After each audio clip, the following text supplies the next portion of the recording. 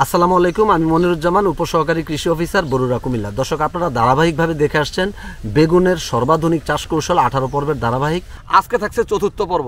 আর এই পর্বে আপনারা দেখবেন বেগুনের সুষম সার ব্যবহার, সুষম সার প্রয়োগ পদ্ধতি এবং চারা রোপণ কৌশল। ভিডিওটি অত্যন্ত গুরুত্বপূর্ণ, তাই ভিডিওটি না টেনে পুরো ভিডিওটি দেখার বিনীত অনুরোধ রইল। দর্শক, আপনারা এই যে দেখছেন আমার পিছনে বেগুন, আপনারা জানেন এই বেগুন একটি সুস্বাদু এবং উচ্চ পুষ্টিগুণ সমৃদ্ধ সবজি, এবং এই বেগুন চাষাবাদে ভালো ফলনও হয়ে থাকে। এবং আপনি যদি সময় বুঝে বেগুন চাষাবাদ করেন তাহলে কিন্তু আপনি বেগুন চাষ করে লাভবান হবেন। কিন্তু অনেকগুলো ভুলের কারণে বেগুন চাষাবাদ করে অনেকেই সফল হয় না।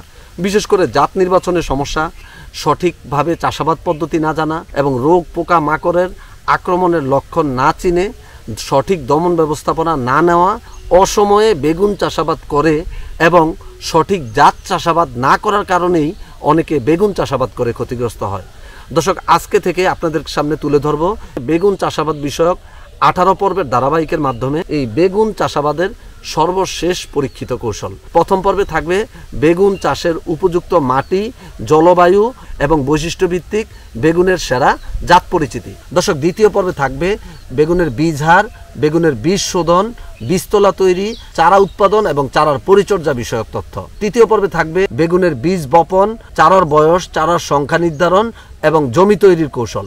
চতুর্থ পর্বে থাকবে বেগুনের সুষম সার ব্যবহার, সুষম সার প্রয়োগ পদ্ধতি এবং চারা রোপণ কৌশল।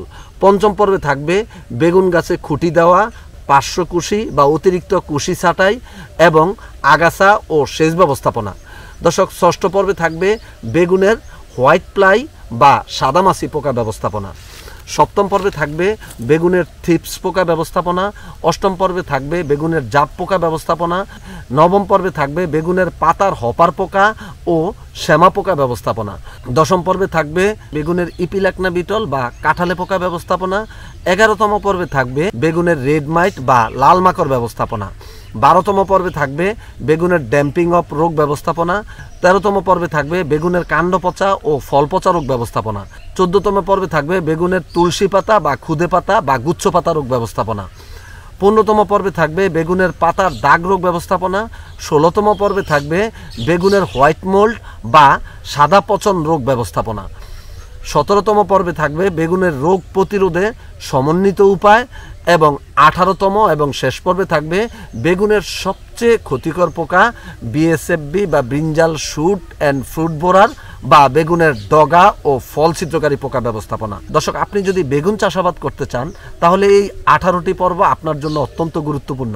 তাই এই 18টি পর্ব ধারাবাহিকভাবে দেখে আপনারা বেগুন চাষাবাদ করলে ইনশাল্লাহ লাভবান হবেন। দর্শক, আপনারা বাড়িতে কিন্তু স্মার্ট টিভি অথবা বড় স্ক্রিনে এখন ইউটিউব চ্যানেল দেখেন। আপনাদের জন্য কৃষিতে বিশ্ব ইউটিউব চ্যানেলে নতুন সংযোজন করা হয়েছে 4K আলট্রা এইচডি অর্থাৎ 4K আলট্রা হাই ডেফিনেশনের ভিডিও।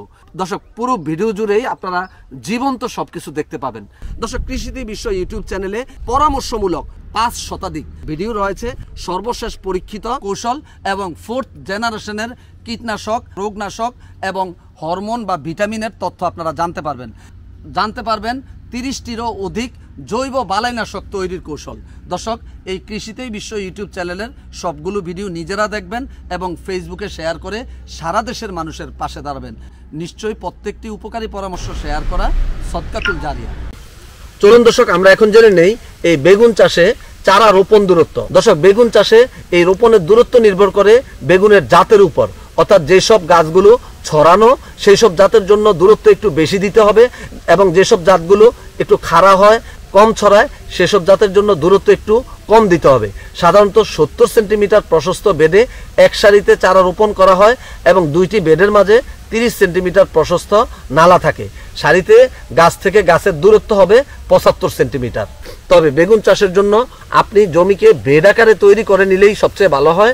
বেডের প্রস্থ হবে 100 সেন্টিমিটার এবং দৈর্ঘ্য হবে জমির দৈর্ঘ্য অনুযায়ী এবং 2 বেডের মাঝে 30 সেন্টিমিটার প্রস্থের নালা থাকবে। প্রত্যেকটি নালার গভীরতা হবে 20 সেন্টিমিটার এবং এই বেডের মধ্যে গাছের রোপণ দূরত্ব হবে 70 সেন্টিমিটার দূরত্বে সারি এবং 75 সেন্টিমিটার দূরত্বে গাছ দিয়ে রোপণ করলেই তাহলে বেগুনে রোগবালাই এবং পোকামাকড়ের আক্রমণ কম হবে, বেগুনের বাম্পার ফলন হবে। চলুন দর্শক আমরা এখন জেনে নেই বেগুন চাষে আপনি কোন সার কি পরিমাণে প্রয়োগ করবেন। দর্শক, বেগুন চাষের জন্য প্রতি হেক্টরে অর্থাৎ 247 শতকে পচা গোবর বা কম্পোস্ট সার 10,000 কেজি এবং যেটা শেষ চাষের সময় 5,000 কেজি প্রয়োগ করবেন এবং প্রতিটি বেগুনের গর্তে যেখানে চারাটি রোপণ করবেন সেইখানে গর্তে গর্তে আপনারা হেক্টর প্রতি 5,000 কেজি প্রয়োগ করবেন। দর্শক, প্রয়োজন হবে ইউরিয়া 300 কেজি, যেটি চারা রোপণের 15 দিন পর প্রয়োগ করবেন 60 কেজি। গাছে ফুল ধরা আরম্ভ হলে প্রয়োজন হবে 60 কেজি এবং ফল ধরা আরম্ভ হলে প্রয়োজন হবে 60 কেজি এবং ফল আহরণের সময় প্রয়োজন হবে 60 কেজি এবং ফল আহরণের 30 দিন পর আরও 60 কেজি। এইভাবে আপনারা মোট 300 কেজি ইউরিয়া 5 কিস্তিতে প্রয়োগ করবেন। দর্শক, প্রয়োজন হবে 250 কেজি টিএসপি, যেটা শেষ চাষের সময় আপনারা দিয়ে ফেলবেন 125 কেজি এবং প্রতিটি গর্তে যেখানে আপনি চারা রোপণ করবেন সেই গর্তে হেক্টর প্রতি প্রয়োগ করবেন টিএসপি 125 কেজি। সর্বমোট 2 কিস্তিতে প্রয়োগ করবেন 250 কেজি। দর্শক, হেক্টর প্রতি পটাশের প্রয়োজন হবে 200 কেজি, যেটা আপনারা গর্তে 50 গ্রাম হারে প্রয়োগ করবেন এবং চারা লাগানোর 15 দিন পর প্রয়োগ করবেন 50 কেজি। ফুল ধরা আরম্ভ হলে প্রয়োগ করবেন 50 কেজি এবং ফল ধরা আরম্ভ হলে প্রয়োগ করবেন 50 কেজি। এভাবে আপনারা 200 কেজি এমওপি বা পটাশ সার প্রয়োগ করবেন। দর্শক, হেক্টর প্রতি জিপসাম সার প্রয়োজন হবে 100 কেজি, যেটা আপনারা শেষ চাষের সময় সম্পূর্ণ জিপসাম সার দিয়ে ফেলবেন। হেক্টর প্রতি বোরিক অ্যাসিড বা সলুবর বোরন বা ভিঙ্গু বোরন প্রয়োজন হবে 10 কেজি, যেটা আপনারা শেষ চাষের সময় প্রয়োগ করবেন। দর্শক, হেক্টর প্রতি গ্রোজিন দস্তা প্রয়োজন হবে 10 কেজি, যেটা আপনারা শেষ চাষের সময় দিয়ে ফেলবেন। তবে খেয়াল রাখবেন, যেদিন টিএসপি সার ব্যবহার করবেন তার একদিন আগে অথবা একদিন পরে এই দস্তা সার প্রয়োগ করবেন এবং হেক্টর প্রতি ম্যাগনেসিয়াম সালফেট প্রয়োজন হবে 15 কেজি, যা শেষ চাষের সময় দিয়ে ফেলবেন। তাহলে আপনাদের এই বেগুনে বাম্পার ফলন হবে। পঞ্চম পর্বে থাকবে বেগুন গাছে খুঁটি দেওয়া, পার্শ্ব কুশি বা অতিরিক্ত কুশি ছাঁটাই এবং আগাছা ও সেচ ব্যবস্থাপনা। দর্শক, পঞ্চম পর্বটি দেখার আমন্ত্রণ জানিয়ে শেষ করছি চতুর্থ পর্ব। আল্লাহ হাফেজ।